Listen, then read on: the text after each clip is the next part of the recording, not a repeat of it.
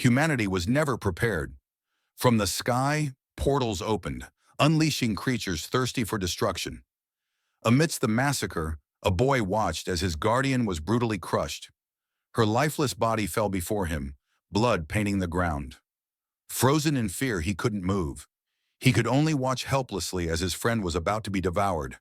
And then, the monster grabbed him. The end seemed inevitable. But before his bones could be shattered, a blade cut through the air. In an instant, the monster was sliced apart, and a hero stood before him. Strong, unwavering, a true savior. That day the boy cried, not just in relief, but with a burning desire. A desire to become strong, to protect those who couldn't protect themselves. Years passed. He trained, he fought, he survived. But when the moment came to be the hero, he failed. Against an unbeatable enemy, he realized he was still too weak, that all his effort was not enough. Now on the brink of death, only one thought remains. If only I could turn back time. But before we dive into the video, don't forget to subscribe to the channel. It really helps us keep bringing you more content like this. Already subscribed? All right, let's get into the video. The sun had risen high in the sky, casting light over the battlefield littered with countless dragon corpses. Among them, one man sat atop the head of a slain dragon, the very warrior who had single-handedly brought them all down with his sword. A system message appeared before him, confirming that he had successfully cleared the ancient dragon's nest. Yet, despite this monumental achievement, he felt no joy. Shin Sang-yoon, the swordsman responsible for this victory, had nearly reached 60 years of age. This year he had turned 55, marking 3 decades since he first took up the sword. He leaped down from the dragon's head, reflecting on his long journey. Despite dedicating his life to the blade, his greatest accomplishment had merely placed him within the top 100 swordsmen in the country. His gaze shifted to his reward, a skill book granted for clearing the dungeon. Without hesitation, he prepared to consume the artifact, only for a sudden blue light to manifest behind him. A powerful being had arrived. It was a constellation known as Bloomer Model Student, a celestial entity believed to originate from India. The constellation spoke in Sanskrit, greeting Shin and offering him a blessing. Shin expressed his gratitude, deeply appreciative of the constellation's support from the time he was nothing more than a third-rate swordsman. However, the blessing carried an overwhelming condition. Shin needed to reach level 850 to activate the first effect, which would double the stats from his artifacts and titles. The second blessing, even more unattainable, required level 900, at which point his stats would be tripled. Yet, despite all the grueling effort he had poured into his life, he had only managed to reach level 650. The sheer impossibility of these conditions meant he had never been able to reap the true benefits of his constellation's support. The celestial being urged him to consume the skill book, prompting him to recall his first awakening. His initial skill had been Artifact Devourer, but mastering it had proven to be a 30-year struggle. In the beginning he had experimented with boiling and consuming artifacts, but the method had yielded no results. Frying them had similarly failed. It was only after 3 decades that he discovered the proper technique, mana synchronization. However, even this approach was limited, only working on artifacts that were compatible with him. With this knowledge in mind, he activated his skill on the newly acquired book, but disappointment struck once more. The book was unsuitable for him. Frustrated, he discarded it without hesitation. His constellation watched in surprise, admitting that very little information existed about the Artifact Devourer skill and apologizing for the lack of guidance. The celestial being suggested that, given the time available, Shin should attempt the mana synchronization process again. Overcome with emotion, Shin began to cry. He no longer had time. He was nearing 60, and the weight of his unfulfilled aspirations crushed him. His constellation Dino apologized once more, but Shin did not blame him. It was not anyone's fault. His life had simply been filled with regret. He could never forget the person who had once saved him from a monster. He had devoted himself to becoming like that hero, yet now he was old, exhausted, and powerless. If only he had been younger. Dino smiled at his words, though Shin, lost in his thoughts, failed to notice. The celestial being quietly activated an unknown power, something beyond Shin's understanding. Before he could comprehend what was happening, his vision blurred. The last thing he saw was the final memory of his 55-year-old self. A shift occurred. Time rewound. Shin Sang-yoon had regressed. The next moment, a news broadcast played before him. A reporter was explaining the existence of dungeons and gates, directing questions to a woman standing in front of him. Shin was not physically present at the scene. He was watching everything unfold from his own home, through a television screen. 4 days had passed since his return to the past. To be exact, he had traveled back 30 years. When he had awakened, he had found himself in his old apartment.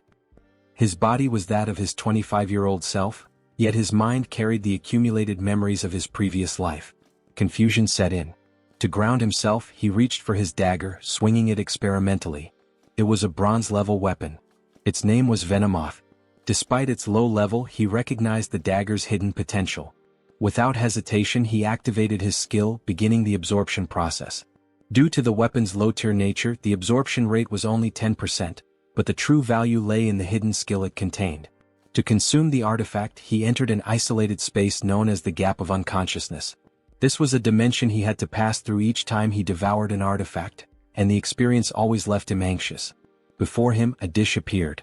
This time, it was a roasted barbecue chicken drizzled with olive oil. He sighed in relief. It was a normal meal. In his previous life, he had been forced to consume dishes made from centipedes. Taking the first bite, he initiated the dagger's absorption.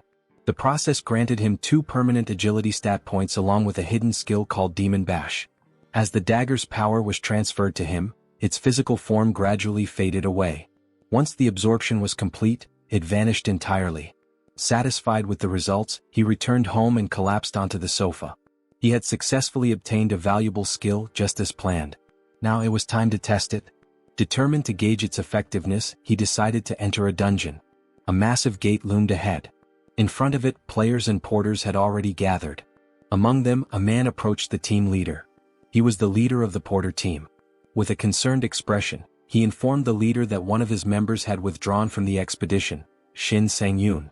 The team leader, unfazed, explained that Shin had joined the player team instead. The porter leader was taken aback. Shin Sang-yoon, who had only awakened 4 days ago, was now a player. It was unheard of for someone to be allowed into a dungeon raid without completing the player academy. Despite this, the team leader had given his approval. The porter leader objected, pointing out that adding an untrained individual to a player team was unprecedented.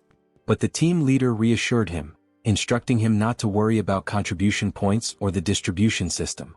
With no choice, the porter leader left. One of the players questioned the decision. Why had Shin been accepted into the team? The leader smirked, stating that if Shin died, the porters would finally learn to respect players more and keep their mouths shut. Shin then approached the leader and greeted him. From this moment on, he would be working as a player. The porters regarded him with cold, disdainful stares, while the players welcomed him with smug smiles. Their expressions were completely unguarded, just as he had expected. The leader officially welcomed him to the team, noting that he had assumed Shin would be late to his first gate. As Shin prepared himself, he glanced at his weapon, a long sword. When asked about his choice, he explained that he had studied the weapon by watching online videos. The leader scoffed. The long sword was the most difficult weapon to wield among swords. It would be no easy task for Shin to handle. But Shin simply responded that, at the very least, he would be able to protect his own life. With that, the raid began. One by one, the players and porters stepped through the gate. The leader, watching Shin, found his arrogance amusing. The idea of learning about dungeons from the internet was laughable. Shin had become a player just 4 days ago, and yet he thought he was ready for this. The dungeon they were entering was an orc stronghold, known to be particularly difficult for beginners. The leader was certain that Shin would quickly realize his limits. But as they entered, something completely unexpected unfolded. The leader had assumed Shin would die. Instead, he watched in disbelief as Shin charged to the front lines, cutting down every orc monster before anyone else had the chance to react. The entire team stood frozen, confused by what they had just witnessed. Who was this man? What had they just seen? Shin stood alone, his sword gripped tightly in his hand. Surrounding him were the lifeless corpses of every orc that had once occupied the battlefield. Orcs were monsters commonly found in games, novels, and fantasy movies. Their frequent appearances had shaped perceptions, leading many to view them as weak creatures. Compared to dragons and other formidable monsters, they were often seen as simple-minded brutes, relying solely on violence and lacking intelligence. Because of this reputation, many new and overconfident players would recklessly engage them without much thought. Orcs had straightforward traits. Their greatest strength lay in their raw power without any special tricks or tactics. On average, they stood at 250 centimeters tall and weighed around 180 kilograms. This immense physicality created a massive disparity in power between them and humans, making survival nearly impossible for those who underestimated them. For this reason, orcs had earned the nickname the Wall of Newbies. Before Shin encountered the orcs, the party moved cautiously through the dungeon's passageways. One of the players warned him that as a newcomer, he would receive no special treatment and was entirely on his own. The porter leader was visibly displeased with Shin's presence, believing that he had become arrogant despite having awakened only recently. To him, Shin's promotion to player status had come too soon. Shin, however, responded that he would do his best to assist the team, understanding that no one would show kindness to a new player. The player did not take his words well, insisting that effort alone was meaningless unless he could actually prove himself through action.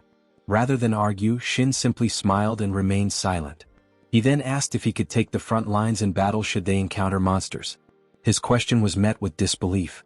The player he had been speaking to turned to him in shock, questioning his sanity. Before he could even finish his sentence, an orc suddenly appeared behind them.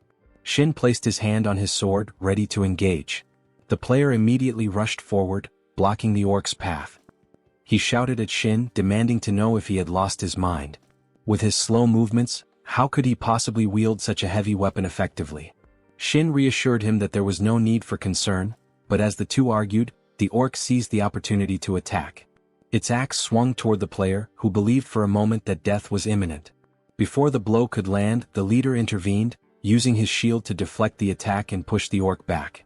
The monster stumbled to the ground. The leader quickly ordered them to stop fighting among themselves and focus on the enemy. The other players praised his quick reflexes in handling the monster. Taking command, he instructed them to remain behind him, as he intended to take on the orc alone. As expected, the orc fought in a straightforward manner, launching a direct charge. The leader met the attack with his shield, blocking the force before retaliating with his sword. His blade struck the orc's chest. For a moment, he believed the battle was over, but the orc grinned and immediately swung its axe in retaliation. The leader narrowly dodged the counterattack. Shin observed the fight closely. Despite being the strongest member of the group, the leader was only a level 50 player. He struggled to land any critical hits on the monster. Realizing that the battle needed to end, the leader poured all of his remaining strength into one final strike, aiming for the orc's heart. The blow connected and the orc collapsed lifeless. The other players were astonished by his ability to kill the creature alone. As he turned around, satisfied with his victory, a sudden, thunderous sound filled the air. From the depths of the dungeon, 6 more orcs emerged. However, these were not ordinary orcs. They were high orcs, with one among them clad in armor. Panic spread through the group. Unlike standard orcs, high orcs were significantly stronger and far more dangerous. Knowing he could handle a single normal orc but not an entire group of high orcs, the leader quickly decided to retreat. Before anyone could act, Shin stepped forward. He intended to fight them alone. The players stared at him in disbelief. Even they could barely manage a battle against such monsters. The leader urgently warned him not to do anything reckless, reminding him that he had only just awakened. But Shin ignored the warning, charging forward without hesitation. In an instant, he reached the first orc and, with a single swing of his long sword, cut the creature clean in half. The entire team stood frozen in shock. None of them could comprehend what had just happened. At level 1, Shin should not have been capable of executing such a flawless kill. The remaining orcs, enraged at their fallen comrade, roared in fury. Without hesitation, they rushed toward Shin at full speed, determined to tear him apart. Even though Shin was still only level 1, he possessed considerable experience from his past life. He attacked 3 orcs in rapid succession, striking their weak points with precision and eliminating all 3 in a single swing. Another orc lunged at him, aiming for his head with a powerful axe strike. Shin narrowly evaded the attack, maintaining only the smallest gap between them, and retaliated instantly. His sword cleaved through the orc's skull, splitting it in 2. Pulling back, Shin set his sights on the last remaining enemy, the armored orc. The monster wasted no time and swung its massive sword with overwhelming force. The sheer power of the strike devastated the surrounding area. Shin swiftly dodged and countered, targeting the orc's neck. However, the cut was too shallow to be fatal. The armored orc turned, swinging its sword directly at Shin's neck. Just as the blade was about to land, the attack abruptly stopped in midair. The orc stood frozen, unable to comprehend what was happening. Shin had activated Demon Bash. Any opponent wounded by this skill was immobilized for 2 seconds. Seizing the opportunity, Shin executed a clean decapitation, sending the orc's severed head tumbling forward. It landed right in front of his party members. Everyone stood in shock. Shin had single-handedly slain all of the monsters, now standing amidst their fallen corpses. It had only been 3 days since his awakening, yet his skill was undeniable.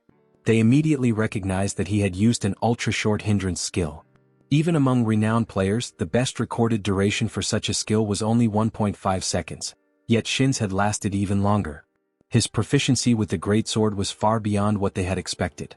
The leader was particularly astonished. Not only had the skill worked against an armored orc, but it had been executed flawlessly. The thought lingered in his mind: Shin had only awakened a few days ago, so where had he obtained such a powerful skill? With the battle over, Shin leveled up. He received the F-rank title Fearless Immature Puppy, which increased his evasion stat by 10 points. Along with this, he gained 1 free stat point. Without hesitation, he allocated it to luck. In his past life, he had learned the importance of this far too late. Luck was directly tied to skill accuracy and artifact drop rates. As Shin made his decision, the leader cautiously approached him. He questioned whether Shin was truly Shin Sang-yoon and demanded an explanation about the skill he had just used. A hindrance ability of that caliber was unheard of. Since Shin could not reveal his regression, he claimed it was simply his awakening skill. The leader, unconvinced, raised his voice in disbelief. Awakening such a skill was impossible. He pressed further, asking whether Shin had stumbled upon an absurdly rare diamond rank artifact, or perhaps something even greater. Shin calmly suggested that he check the weapon himself. The leader examined the greatsword's details, only to find that it was an ordinary blade. There was no sign of an artifact bestowing the skill. That meant Demon Bash was purely Shin's own ability. The realization hit hard. The leader had spent 2 years venturing into dungeons, reaching level 50, yet he had never acquired a skill as effective as that. Before he could dwell on it further, a voice suddenly rang out. One of the players had spotted the middle boss. The group turned their attention toward their leader, awaiting instructions. Though still unsettled by Shin's talent, the leader gave the order to move forward. As the party pressed ahead, he took a moment to acknowledge Shin's efforts. He thanked him for dealing with the minions but warned him that his skill would not work against the middle boss. Shin smiled. In all the excitement, he had almost forgotten why he had joined this party in the first place. He made a proposition to the leader. If he defeated the middle boss by himself, could he claim its artifacts as his own? That was, after all, the rightful reward for delivering the final blow. This party compensated its members based on their contributions. If Shin could take down the boss, the spoils would be his. The Crimson Stone was an artifact that could only be obtained by defeating demon orcs. However, even after slaying hundreds of them, acquiring it was known to be incredibly difficult. The drop rate was so low that obtaining it was almost considered a miracle. In Shin's past life, after his team had failed to defeat a demon orc, he had witnessed another group emerge victorious and claim the Crimson Stone for themselves. Their captain had been praised for securing such a rare artifact. Shin had observed their conversation, listening to them discuss how their leader had managed to obtain it. That artifact possessed the only known skill capable of delaying an enemy's actions. He had heard about it back then, but now, in this life, he needed that skill for himself in order to grow stronger. As the team prepared to enter the dungeon, Shin made his offer. If he defeated the boss alone, he would take the artifacts as his reward. His words were met with silence. The leader gave no immediate response. The importance of obtaining the delay skill for future battles was undeniable. However, most players would dismiss such a proposal as nothing more than arrogance from a reckless newcomer. No one took his claim seriously. The other players stepped forward, cursing at Shin for his audacity.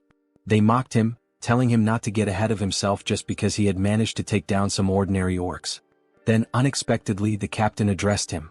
To the surprise of the entire team, he allowed Shin to do as he pleased, but only if they failed to defeat the boss themselves. If they were unsuccessful, Shin would then be free to enter the dungeon alone and face the monster. Hearing this, Shin could not hide his excitement. Convincing the leader had been easier than expected. It meant the captain was already considering stepping back from this battle. Without wasting any more time, the leader turned and walked toward the boss room. The players rushed after him. As he reached the door, he reminded himself that their objective was to clear the dungeon, proving that Shin's ability was nothing more than a single broken skill. Placing his hand on the massive door, he slowly pushed it open. A chilling air rushed out from within. Though the door had barely been opened, the boss monster was already waiting, standing motionless and staring at them. As the team entered, torches along the walls flickered to life, illuminating the massive chamber. At the center stood the middle boss, the bloodthirsty demon orc. Immediately, the players took their positions, preparing for battle. The leader assessed the situation. Despite its intimidating presence, he had heard that this particular demon orc was relatively easy to defeat. Confident in their strategy, he ordered his team to surround the monster and attack from behind. With a smirk, he reassured himself that there was no chance for Shin to take on the boss alone. If things went according to plan, Shin would not even get the opportunity to fight. As soon as he gave the command, the team rushed forward, the leader leading the charge. But in an instant, everything fell apart. The leader suddenly found himself on the ground, blood trickling from his head. He struggled to get up, disoriented, questioning what had just happened. Shin had been watching from the sidelines. He had felt a sense of concern when the group rushed in, but he had never expected them to blindly charge at the monster. This was exactly why they had failed in his past life. One of the players helped the leader to his feet as the bloodthirsty demon orc loomed over them, unfazed. Recognizing the situation, Shin advised the leader to retreat and return another time. The leader, exhausted and shaken, realized the truth: this enemy was far stronger than he had anticipated. He could not understand why both the high orc they had fought earlier and this demon orc were so overwhelmingly powerful. The information he had received from the market had been completely misleading. With no other option, he ordered a retreat. The raid was over. They would regroup and try again the next day. As they withdrew, the leader turned his gaze toward Shin. Shin smiled. This was his moment. His turn to fight. The leader approached him, giving him permission to face the monster alone.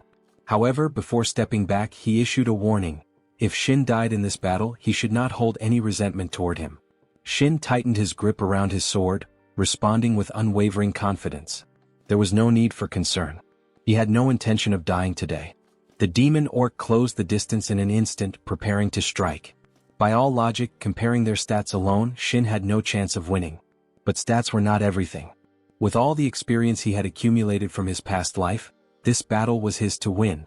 Shin effortlessly deflected the orc's attack with his greatsword. The monster hesitated, clearly confused, as it had never encountered such resistance before. From a distance, the leader observed the scene, watching in disbelief as Shin stood firm after parrying the strike. His hand remained slightly raised from the impact, yet he showed no signs of struggle. Moving slowly toward the monster, Shin's gaze locked onto the crimson stone embedded in its chest. His obsession with that artifact stemmed from the special effect it possessed. The combination of the delay skill and his own skill, Demon Bash, would create an overwhelming advantage. With his ability, Devour Artifacts, he could merge the effects of different skills, and an idea had formed in his mind. If there was a way to stack the stun effects of Demon Bash, he could achieve an infinite stun loop. Acquiring the delay skill would make this possible. The monster and Shin locked eyes once again before the orc lunged forward with another attack. Shin struck with precision, targeting a weak point, forcing the monster to drop its massive axe. Without hesitation, he activated Demon Bash. The orc froze in place, unable to move. The leader, still watching, struggled to comprehend what he had just witnessed. Shin's skill was effective even against a boss monster. For Shin, this result was both expected and surprising. He had not anticipated his stun to work so well. However, before he could act, the orc suddenly retaliated, swinging its foot at him. Shin used his sword to block, but the impact sent him skidding backward. He had made a critical oversight. The monster had a self-regeneration ability. The wounds inflicted moments ago had already healed at an alarming speed. To stun it again, he needed to wait another 15 seconds. This was exactly why he required the delay skill. The orc charged forward, closing the gap between them. Shin quickly adjusted his mindset. If stunning it was no longer an option, then he had only one alternative: he had to kill it. Once again, he deflected an incoming strike. The leader continued to observe, trying to make sense of what he was witnessing. The stun skill had clearly stopped working, and the gap in their stats was undeniable. Yet, Shin's expression remained completely composed. The leader questioned everything. How could someone so inexperienced look so confident? Was Shin really just a new player? For Shin, the situation was nothing new. He had faced monsters like this before. The key was to abandon the idea of simply cutting them down. If he was weaker, then his best option was to concentrate his power on a single point.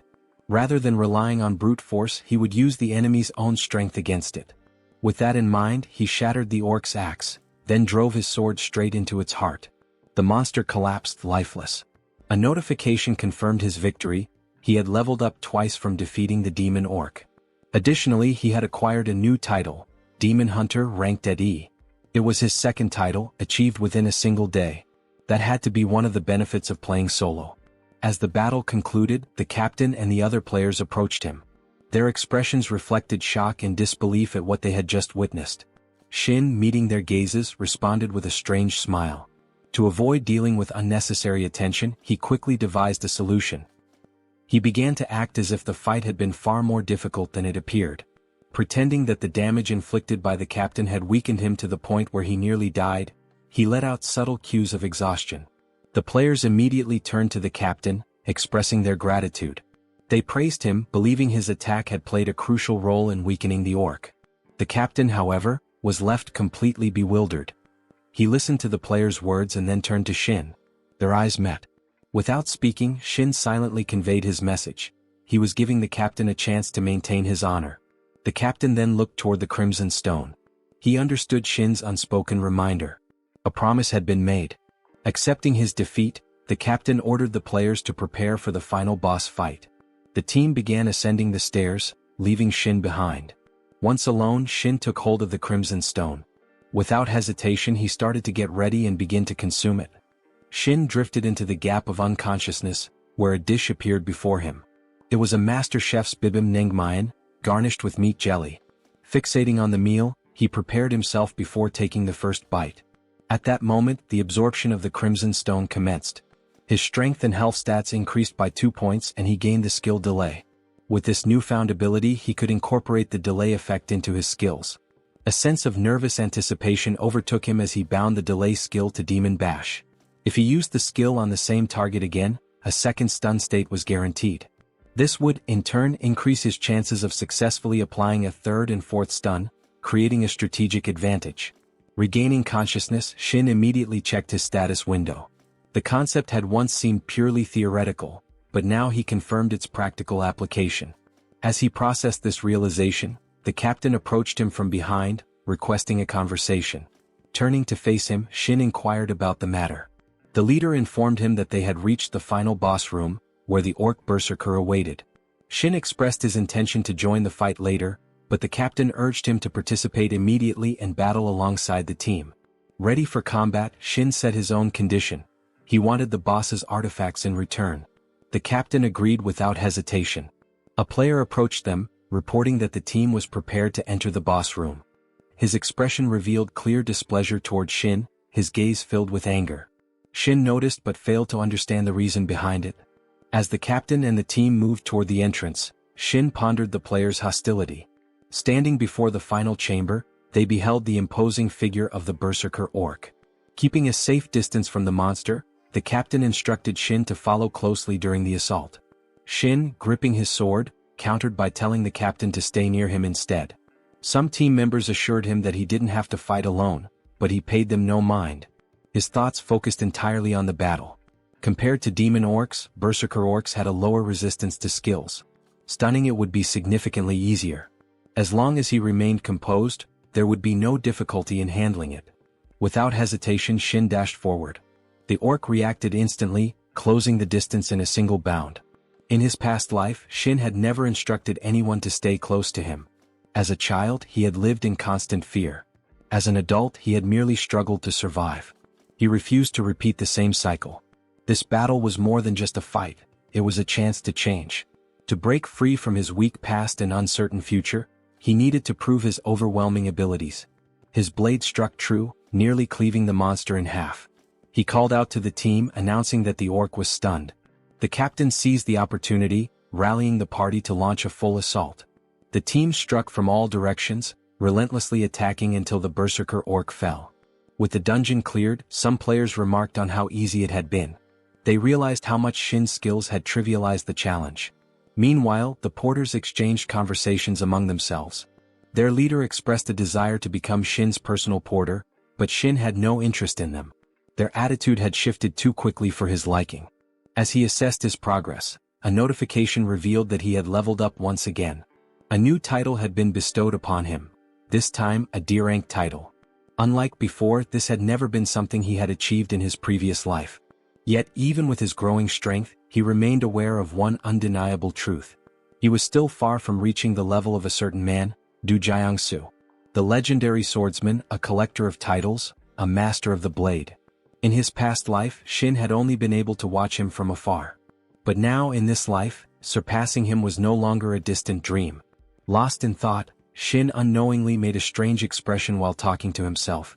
The porters witnessing this were startled. Their leader cautiously asked what he was doing. Without missing a beat, Shin dismissed it as simple stretching. The leader then approached, handing him an artifact that had dropped from the boss. Surprised, Shin questioned why it was being given to him. The captain clarified that Shin had carried the party through the battle. The artifact was only of bronze rank, so there was no reason for him to be concerned about it. The captain admitted that if the artifact had been expensive, he would not have given it away. This was the last time he and Shin would see each other, and offering the item was his final gift. It was a bittersweet moment, but deep down he had accepted the truth. Shin had become too strong for their party. He was already living in a different world from them, leaving them behind as he advanced further. From a distance, one of the players observed their interaction. A surge of displeasure filled him as he noted how much attention the captain was giving to Shin. Frustrated, he pulled out his phone and made a call. Shin arrived home, feeling satisfied with his progress as a player. In his past life he had barely made $200 a day, but now his earnings had increased significantly. On top of that, the captain had given him extra money along with an unexpected gift, the ring. Although it was only bronze ranked, the ring boosted his strength by 10 points and possessed a special skill called lightened. This ability reduced the weight of any equipment to a mere gram. However, he quickly realized that maintaining the artifact's effect required a constant supply of mana. Most people lacked the necessary reserves, which explained why the ring was classified as bronze. Unlike most, Shin had no such limitation. A smile formed on his lips as he recalled the moment, 50 years into his previous life, when he first discovered his ability. That experience had driven him to study mana extensively, leading him to consume an artifact that also demanded continuous mana. The results had been astonishing. Artifacts requiring mana usually suffered penalties when integrated with him, but in exchange they lost their mana cost entirely. Without hesitation he initiated mana synchronization with the Berserker ring. He paid no mind to any potential drawbacks. To him, the more skills he acquired, the stronger he became. Meanwhile, at an exclusive private club, the player who had resented Shin arrived with an agenda. Sitting across from a man, he began discussing Shin's abilities. He revealed that Shin possessed a 4-second stun skill, expecting a reaction. However, his audience showed little interest. They dismissed the information, making it clear they had no intention of seeking revenge on his behalf. Desperate for their attention, he added another detail. Shin might be carrying an artifact and was loaded with cash. One of the men abruptly drew his sword and sliced off the speaker's ear. A sharp cry of pain filled the air as blood spilled onto the floor. Unfazed, the assailant poured alcohol over the fresh wound, the sting intensifying the agony. With a cold stare, he reminded him that they were not his personal servants. If he truly desired revenge, he needed to prepare something more valuable: cash. Shin arrived at the training ground and sat on the stairs, exhausted. His stomach growled as he recalled the unexpected discovery: cold cucumber soup had somehow appeared from the Berserker ring. With hunger gnawing at him, he decided to test the ring's effect. Grabbing his sword, he tossed it into the air and watched as it floated like a feather before catching it again. The weapon felt lighter, and the cost of casting skills had completely vanished. However, the penalties added an extra 100 grams to the weight. For now, he relied solely on his greatsword, waiting until his stats improved. Opening his status window, he carefully analyzed his profile and stats. Without hesitation, he allocated all his free status points into luck, aiming to attract constellations. Since a player could only form a contract with one constellation, he knew the decision required careful thought. Ideally, he wanted one that complemented his strongest attribute: luck.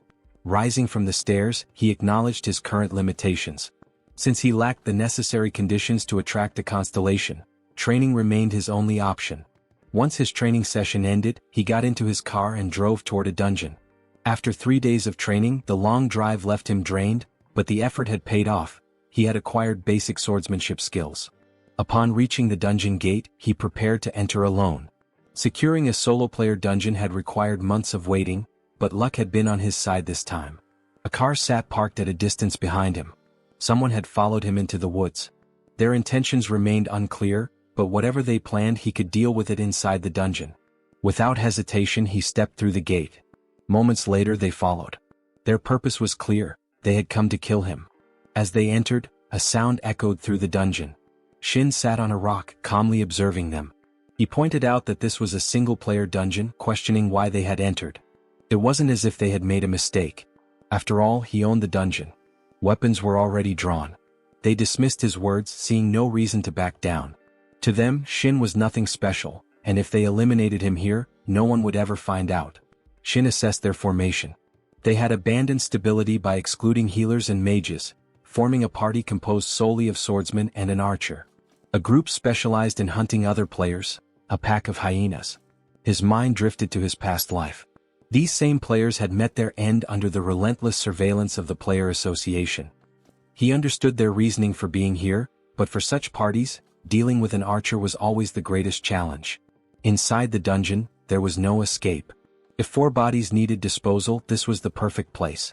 One of the players grew agitated, but their captain halted him with a sword, urging patience. The man, however, refused to listen.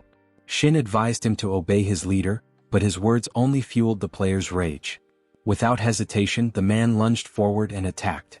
In that moment, Shin's thoughts aligned with the brutal reality of the dungeon. Survival of the fittest? What better phrase could describe this place? Monsters constantly risked their lives within these walls, and relics hidden in dungeons were highly sought after. Danger lurked at every turn, and carelessness meant death. With a swift motion, Shin retaliated.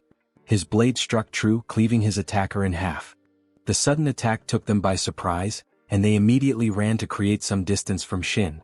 As soon as they started retreating, their leader ordered the archer to reposition and maintain range. The archer hesitated, troubled by the thought of trying to eliminate someone who had just awakened yet had already killed players who had reached level 100. Shin spun his sword in a circular motion, resembling a wheel, and questioned why they were running from him. In response, the archer turned and loosed 2 arrows. Without hesitation, Shin hurled his sword, intercepting the arrows mid-flight before the blade tore through the archer, killing him instantly. The boss had been closely observing Shin's movements and recognized the opportunity. The moment Shin threw his sword, he saw his chance to strike and rushed forward to end him. At the same time, Shin sprinted toward his weapon, both of them charging toward their respective targets. As they closed the gap, Shin was just about to reach his sword when 2 attackers lunged at him. Their weapons struck the ground, missing their mark as Shin, now airborne, evaded their assault. Their eyes widened in shock as they realized their attacks had failed. Shin landed with his sword in hand once more. The boss, unwilling to take the hit, grabbed one of his subordinates and used him as a human shield. The desperate act was futile. Shin's blade cut through the man instantly, and in the same stroke, the boss suffered a deep wound. Shin revealed their true nature. They were all involved in organ trafficking. The word struck with undeniable weight, leaving the boss stunned. No matter how Shin analyzed the situation, he found it hard to believe they operated under mutual trust. He understood their goal, acquiring mana stones through organ transplantation. Despite his injury, the leader smirked. To him, none of this mattered. His expression remained cold as he lunged forward for another attack, but before he could reach Shin, his body froze in place. Shin had activated his Demon Bash ability. Paralyzed and unable to move, the boss stood there helplessly. Shin calmly declared that it was over. The man who had taken countless lives without hesitation, now found himself on the other side of death. Shin stepped closer, pressing his sword against the boss's shoulder. The question lingered in the air: had he ever felt this same fear before taking another's life? There was no time for an answer. Now it was his turn. With one final stroke, Shin ended him. He wiped his sword clean, washing away the blood that stained its surface. He reminded himself not to grow accustomed to such situations. If he ever wanted a chance to become a constellation one day, he needed to remain grounded. Still, he knew that everything he had done was in self-defense. His gaze shifted to the artifacts left behind by his fallen enemies. Each one would serve as sustenance, fueling his path forward. Shin stood ready, having consumed all the items he had gathered. Checking his status window, he saw that every stat point had increased. Though he had hoped to avoid such an approach, the results proved it had been worth it. Based purely on stats, he estimated that his current strength was on par with players who had reached level 50. Reaching into his pocket, he retrieved a ring, the recovery ring. It had once belonged to the first person he had killed. The artifact possessed a valuable recovery skill, capable of removing abnormal effects. Acquiring such an item was a stroke of fortune. However, he realized that relying entirely on his stun skill could leave him vulnerable in certain situations. Next time he would have to be more cautious. Without hesitation, he began swallowing the ring. Inside the goblin's dungeon, 4 goblins moved together, heading somewhere. One of them suddenly stopped, ears twitching at an unfamiliar sound. Turning around, it saw Shin standing behind them, his sword in hand. His eyes were covered, yet he exuded unwavering confidence. He was aiming to earn a new title. The requirement: slay 500 monsters while blindfolded. The goblins muttered among themselves, unable to comprehend what the human was doing. One of them grinned, thinking this was an opportunity to take down easy prey. However, Shin had already begun sensing them. Their scent lingered in the air, the subtle shifts in the wind betraying their movements. Every sound, every vibration, every disturbance in the atmosphere formed a detailed image in his mind. The goblin lunged. In an instant, Shin's blade swung, cleaving through 3 goblins in a single stroke. As their bodies collapsed, a smile formed on his lips. An arrow whistled through the air toward him. With precise timing, he reached out and caught it effortlessly before crushing it to dust. The goblin archer, still perched at a distance, watched in shock. Shin advanced, his perception of the battlefield expanding with each step. The fight awakened buried instincts, allowing him to tap into the combat experience of his previous life. Without hesitation, he moved forward, already approaching his peak. More goblins gathered, their numbers growing. He stood undeterred, prepared to face them all. As the horde charged, Shin met them head-on, cutting through their ranks. Each swing of his sword reaped lives, his face soon streaked with their blood. A lone goblin, witnessing the massacre, trembled in terror. It realized too late that escape was impossible. By the time the slaughter ended, Shin stood amidst a field of lifeless bodies. The notification confirmed his success. He had leveled up. More importantly, he had acquired the title he sought, Lucky Day. It hadn't been difficult at all. The title granted an increase of 20 points to his luck stat. Additionally, every time he killed the same type of monster, his luck could rise by up to 10 more points. He had begun collecting the titles he desired. New goblins arrived at the scene, their eyes widening at the sight of their fallen brethren. The sheer devastation left them frozen in horror. Meanwhile, Shin grinned, already envisioning how much more his luck would grow by continuing the massacre. The latest tally confirmed that his luck stat had increased by 30 points, surpassing even the highest-ranking title available. To him, this title alone was worth billions. Suddenly, a red crack split open behind him. Sensing the shift, Shin turned. He knew exactly what was happening, though he hadn't expected it to occur so soon. 3 constellations had descended to seek a contract with him. The first, the sweeper of a falling dimension. The second, the pilgrim of vast space. The final, the goddess of luck. All 3 stood before him, awaiting his response.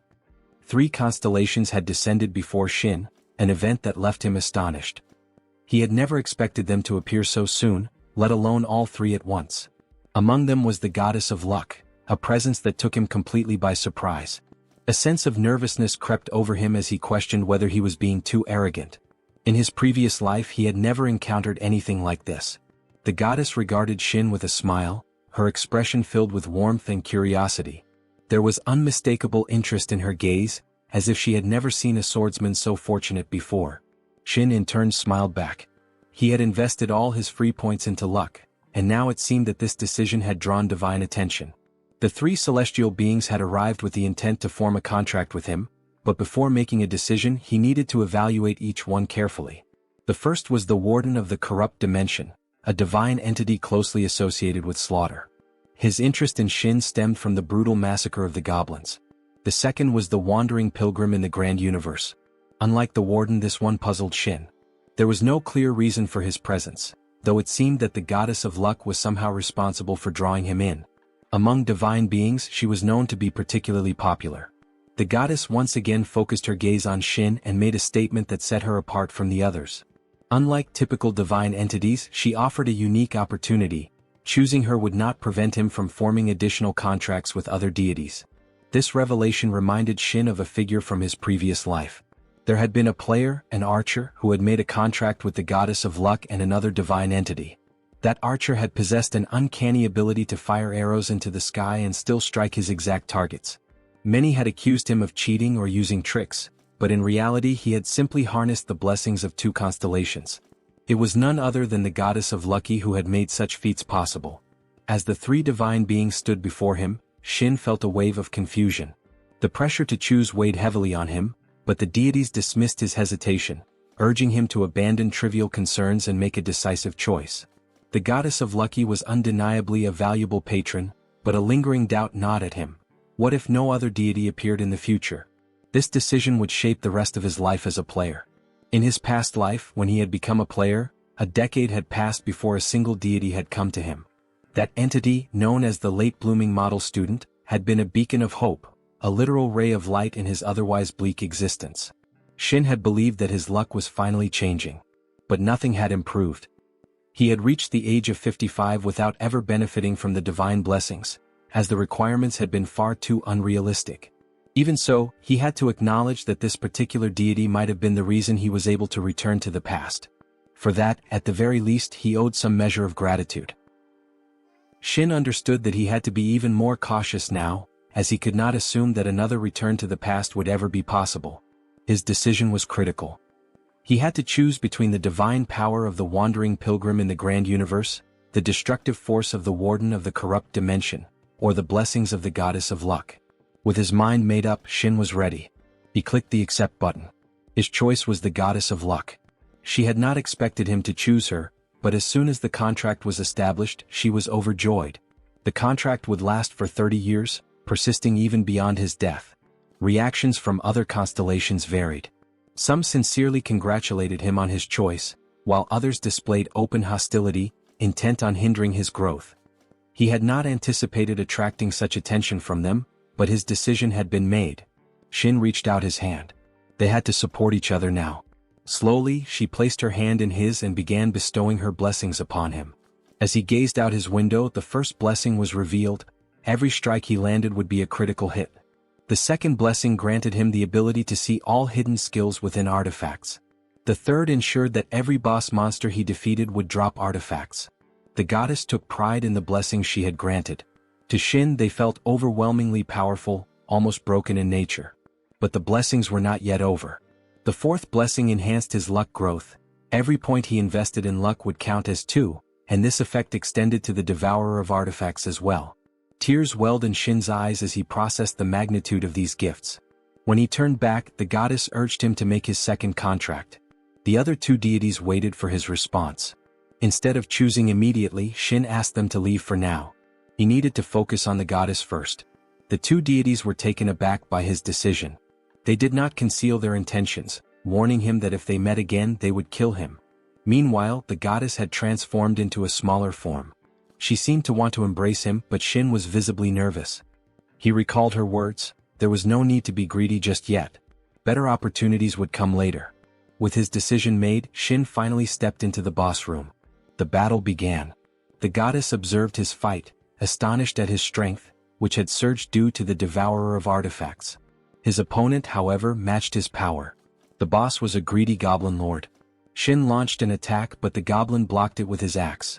The boss retaliated, deflecting Shin's strike and activating his skill, Intensity. Shin braced himself. The attack was not as lethal as paralysis, but it eroded his fighting spirit, trying to break his will to fight. In response, Shin activated Recovery. The goblin lord struck again, but his attack missed. Shin's skill allowed him to recover instantly. No matter how effective the boss's skill was, it failed to weaken him. Now fully recovered, Shin was ready to counterattack. The boss watched in disbelief as Shin struck, wounding him. Without hesitation, Shin activated Demon Bash, stunning his opponent for 2 seconds. He followed up with another relentless assault. He then used Delay, stunning the boss once more. The Goblin Lord struggled to understand what was happening, unable to move as Shin continued his assault. Appearing behind him, Shin attacked. Then reappearing in front he smiled. Panic overtook the boss. He realized in that moment that his time had run out. Shin fought relentlessly against the Goblin Lord, and after an intense battle he finally struck the fatal blow. The boss collapsed in front of him, his body lifeless. Shin's clothes were completely drenched in blood, his face equally covered in the aftermath of the battle. The moment the Goblin Lord hit the ground, the dungeon was officially cleared. Taking a deep breath, he tried to calm his mind, but exhaustion overwhelmed him. His body had reached its limit, and he collapsed onto the ground, unable to muster the strength to stand. Despite his fatigue, he received a new title, Don't Touch Me, which granted bonuses to both his luck and evasion stats. Although the stress weighed on him, he felt a sense of relief, reminding himself that he was still young. The day's events had pushed him beyond his limits, and his body had paid the price. The goddess of fortune appeared before him, remarking on how fortunate he was to have survived. However, Shin believed most people would attribute his success to skill rather than luck. She insisted that luck itself was a form of skill, expressing her happiness in supporting such a fortunate player. Choosing to ignore her words, Shin immediately focused on distributing his free stat points. Without hesitation he allocated all of them into his luck stat. The goddess showed clear annoyance at his decision, but Shin paid no attention to her frustration. His satisfaction grew as his luck stat reached 100. Once a stat surpassed 100, all related effects received an additional 10% boost. With that realization, both of them turned their attention to the loot dropped by the Goblin Lord. Thanks to Shin's enhanced luck, the drop rate of artifacts had increased even further. Among the rewards he obtained a shield, a silver-ranked artifact. It significantly boosted his defense stat and contained a special ability called Sacrifice. Although he did not concern himself too much with drop rates due to the goddess's blessing already guaranteeing artifact drops, he still appreciated the extra benefits. He acknowledged her role in his success, expressing his gratitude for her blessings. Placing his hand on the shield, he contemplated its potential. With his increased luck and the unique effects of his abilities, he believed he could raise the artifact's rank. Without hesitation he initiated synchronization with the shield. The goddess embraced him, her fondness for him evident.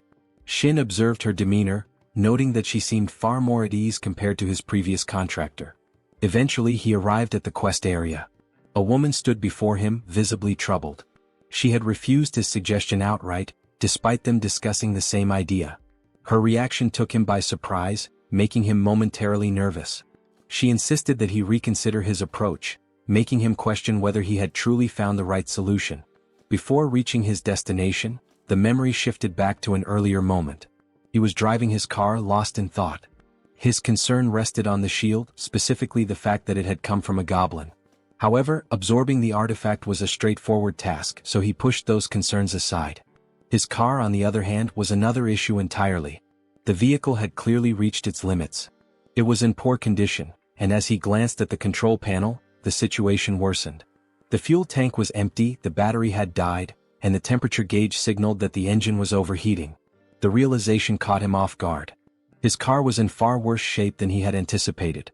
The need for a replacement became apparent, but before he could even consider purchasing a new vehicle, a more pressing matter stood in his way.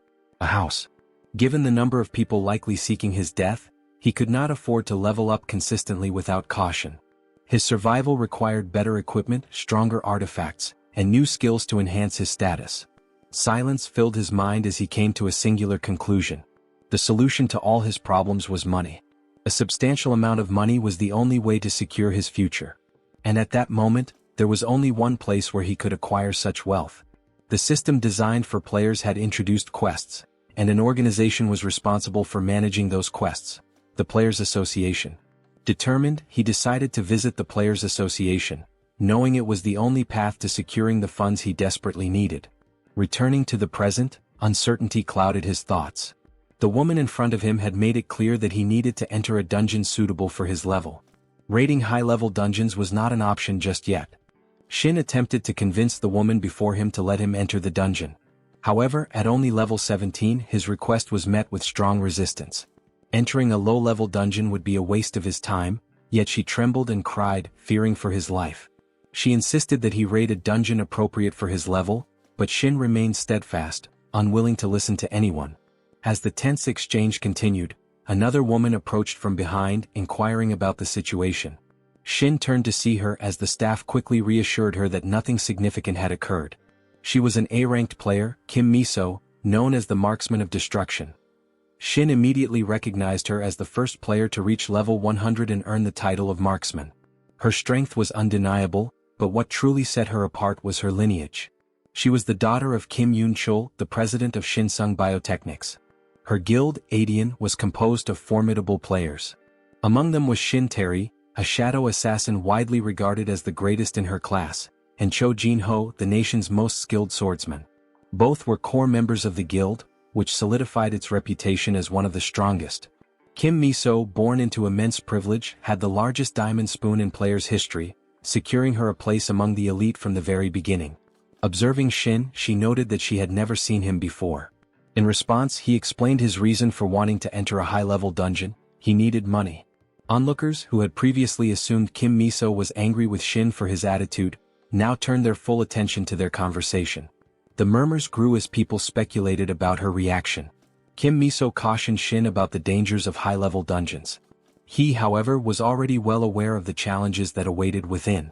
Having been reborn, he knew exactly what risks lay ahead. His only response to her was a simple statement: high risk comes with high rewards. There was no resentment in his tone, no lingering hatred from their past interaction. In his previous life he had sought to join her team, only to be rejected. Yet he carried no grudge. A sudden realization struck him: solo players were restricted from entering high-level dungeons alone.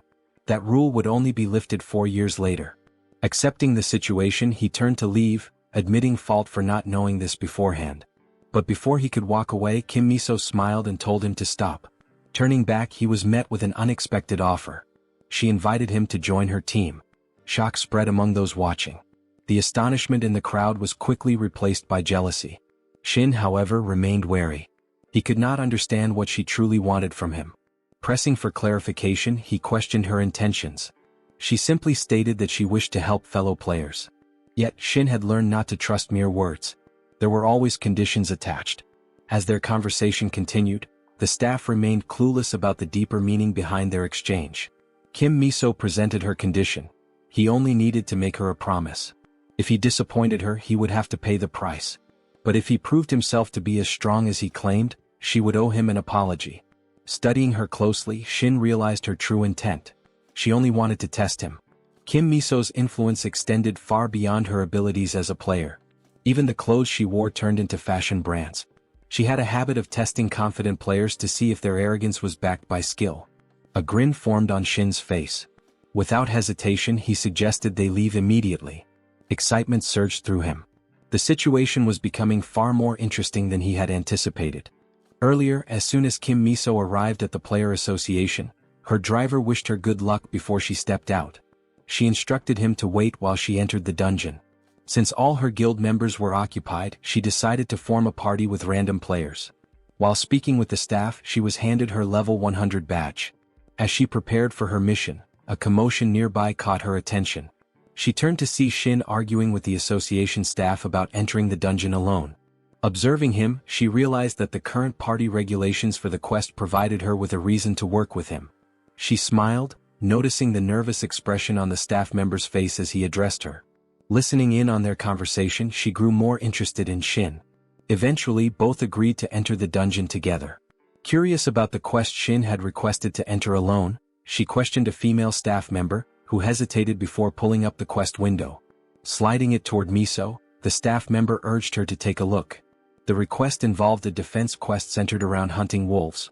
The recommended level for the mission was 100, and the enemy count totaled 300 monsters.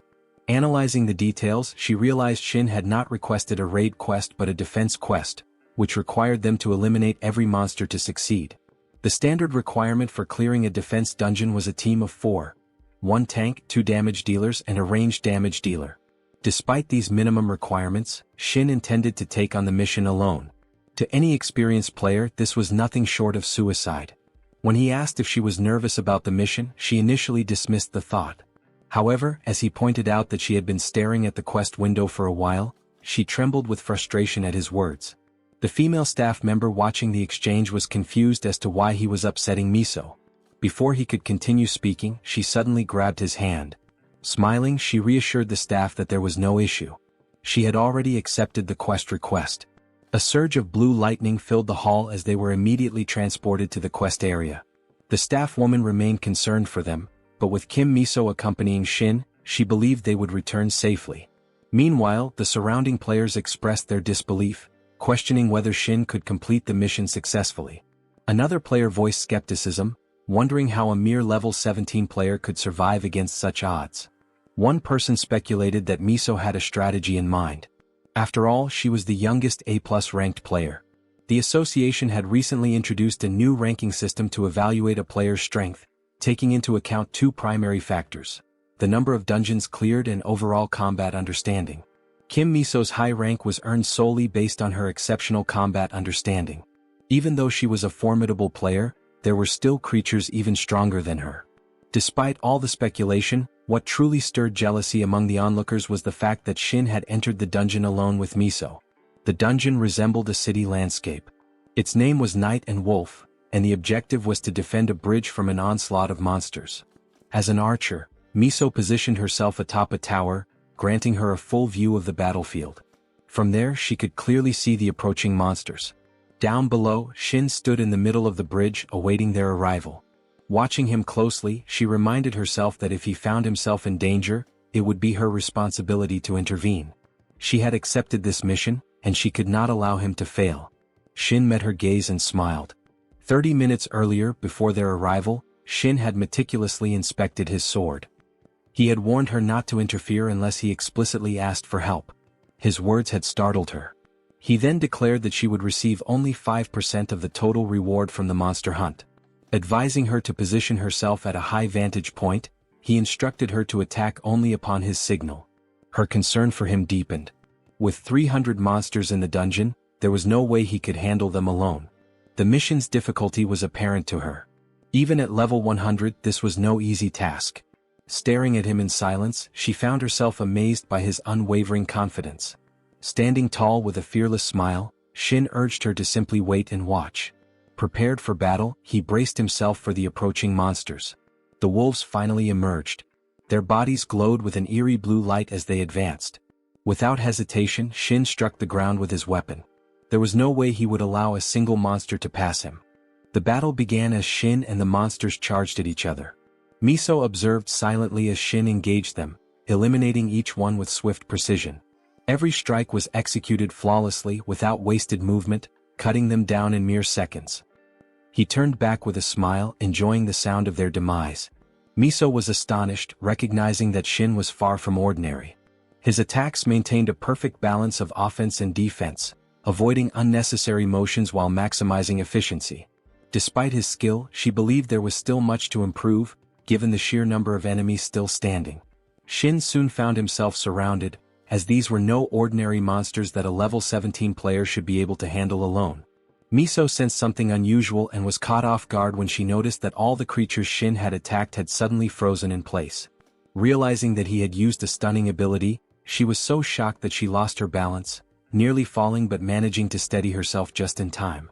She analyzed the effect and estimated that it lasted 4 seconds, enough time for Shin to eliminate them all. Smiling as he continued his onslaught, Shin made quick work of the stunned enemies. However, he soon noticed something unexpected. A powerful presence emerged, cutting through the smaller monsters effortlessly. Anticipating its arrival, Shin felt a sense of unease. The new opponent was a massive black wolf, mercilessly slaughtering its own kind as it charged toward him. Unlike any creature he had encountered before, even in his past life, its presence stirred distant memories within him.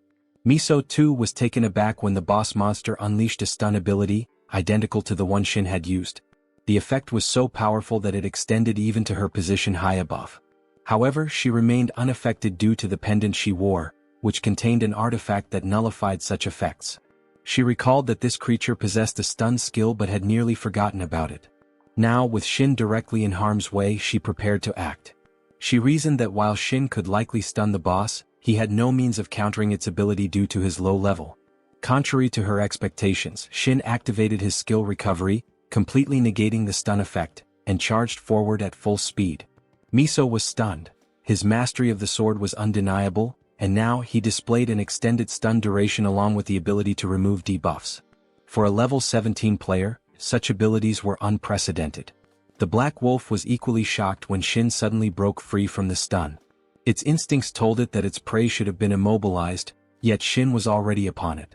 Seizing the opportunity, he executed a rapid maneuver, slipping beneath the beast before it could react. By the time it noticed, it was too late. With a swift motion, he slashed at its belly while sliding under it. The force of his attack drained the monster's health entirely, causing it to collapse. Emerging from beneath its lifeless body, Shin stood up, his clothes drenched in blood. He grinned, finding the battle exhilarating. Miso, still positioned on the building, had not fired a single shot throughout the raid. She smiled in disbelief, struggling to process what she had just witnessed. Shin, having defeated the mid-boss, the Black Wolf, in order to fully complete the defense quest, all 300 wolf-type monsters had to be eliminated.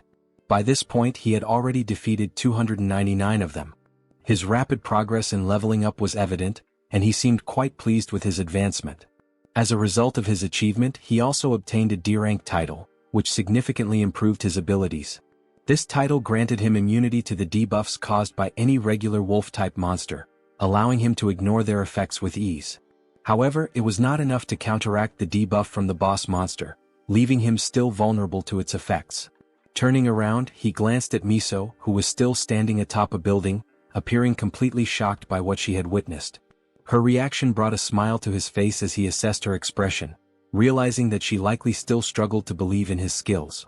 It was clear that she was deeply curious about how he had managed to clear this stage with such ease. With a confident stance, he gripped his weapon and made up his mind. Believing that he should continue showcasing his strength, he maintained an air of excitement. Now, with only one enemy left, the final battle was about to begin. Suddenly, a powerful roar echoed across the battlefield. The sound signaled the arrival of the final boss, an enormous and menacing creature. This was the true test awaiting him. Standing his ground, he prepared for the inevitable confrontation. The monster's imposing presence filled the area with tension, yet he remained unfazed. Fully aware of his own capabilities, he knew he could defeat it without much difficulty. His confidence, however, only served to enrage the beast. Overcome with fury, the monster let out another deafening roar, directing its rage toward him. The final boss was introduced as the Full Moon Wolf Lord. Wasting no time, it immediately launched a vicious attack, attempting to overpower him. However, he skillfully dodged the incoming assault with ease. Analyzing the creature's movements, he recalled that its attacks were highly specialized. Unlike ordinary monsters, this one relied on an irregular attack pattern, making it far more unpredictable. Despite this, he remained composed, ready to counter whatever came next. The battle between Shin and the monstrous adversary raged on with relentless intensity. Every time the creature launched an attack, Shin countered with swift precision, evading each strike effortlessly. Despite the sheer resistance of the beast, he was not surprised, acknowledging that a boss at the level of a bounty hunter was bound to possess such formidable endurance. He had anticipated that his initial assault would be ineffective, and his expectations were confirmed as the monster resisted the damage. Meanwhile, Miso observed the battle with growing excitement. She found herself astonished by his capabilities, questioning how a mere human could demonstrate such extraordinary skill. Her thoughts raced as she tried to comprehend what set him apart. Unlike others, he had developed a method to completely nullify the monster's debuffs, effortlessly rendering them inactive. The clash continued at full force, each exchange between them growing more intense. No matter how quickly the creature attacked, Shin remained one step ahead, dodging with ease. Every counterattack he launched tested the monster's defenses, yet the beast showed no signs of slowing down. Instead, it adjusted its approach, unleashing a relentless second wave of attacks. Still, he managed to evade with flawless precision, frustrating the creature further. As the fight progressed, Miso began to understand the depth of his skill. It was not merely his reflexes but his ability to recognize and predict the irregular attack patterns that the Wolf Lord executed. Unlike others, he had learned to read and neutralize these unpredictable movements, making it nearly impossible for the creature to land a decisive blow. Despite his confidence, he gradually began to realize the battle was lasting far longer than anticipated. If the situation continued this way, he would soon be left with no options. His stamina was draining, and his energy reserves were rapidly depleting. As exhaustion crept in, he started to consider a new strategy. While maneuvering through the fight, he suddenly felt the weight of his own fatigue. The prolonged struggle was taking a toll on him, and he found himself hoping for even a brief moment of respite. However, the monster refused to let up, launching yet another brutal sequence of attacks. His health had plummeted from 700 to a mere 120, and he knew that after just one or two more hits, he would be finished. At that critical moment, his eyes locked onto something. The creature had positioned itself directly behind him, preparing for a decisive strike. Recognizing its attack pattern, he quickly devised a plan. He understood that the monster was about to unleash its most powerful attack, and he intended to counter it by using a bait strategy. Shin swiftly halted, readying himself for battle against the monstrous foe. He acknowledged the deadly attack pattern known as Bull Flot, which had claimed the lives of countless players. However, unlike those before him, he was aware of its mechanics and intended to turn it into an advantage in combat. In desperate times, he reasoned, desperate measures were necessary. As the monster lunged at him, he reacted instantly, using his sword to sever its attacking limb before it could land the first strike. However, the creature's second attack came at an overwhelming speed, far faster than expected. Witnessing this, Miso's eyes widened in shock. Her face turned pale as she struggled to process what was happening. The monster's attack had landed on Shin, leaving his allies in despair. Miso, overwhelmed with sorrow, collapsed to her knees, tears welling up in her eyes. Regret consumed her as she realized she had taken the situation too lightly. Despite witnessing Sunjian's incredible feats of strength, she had allowed her guard to drop, thinking he could handle anything. Now, guilt washed over her as she lamented her actions. If she had intervened sooner, she believed this tragedy could have been avoided. However, an unexpected turn of events unfolded. A special effect triggered, granting a powerful healing ability based on the specific body part that had sustained damage. Observing this phenomenon, both Miso and Sungyun watched intently. He recognized the skill as a healing condition-based ability, something incredibly useful. Absorbing its effects, he contemplated which part of his body should receive the restoration. Given the rarity of healing options and the heavy strain placed on the back during combat, he made his decision. With his HP fully restored, he realized just how close he had been to death. Had he miscalculated even slightly, he would have perished. However, fortune had been on his side, a fact that his opponent would now have to reckon with. The real concern, he noted, was who would save the monster now. At that moment he activated Demon Dash. The ability took effect, paralyzing the monster completely. It could not move, trapped by his counterattack. As he assessed the situation, he acknowledged just how lucky he had been throughout this battle. The scene concluded with Shin eliminating the boss monster, just as Miso arrived at his side. Reflecting on the battle, he noted how his skill had triggered for the third time, making it feel as though he were trapped in some kind of cycle. Miso, annoyed, asked why he did not told her that he could use healing skills. Observing him, his companion also questioned how he had known every attack pattern of the Wolf Lord in advance. She joked, questioning if he is living his second life or something, emphasizing that countless players had fallen to these very techniques. The battle had ended, yet unanswered questions remained. However, for now the fight was over, and all that was left was to prepare for what lay ahead. If you enjoyed this video, don't forget to give it a thumbs up, it really helps. And for more content like this, make sure to subscribe and hit the notification bell so you don't miss any updates. Let me know in the comments if you'd like to see another part. I'd love to hear your thoughts. See you next time. Bye-bye.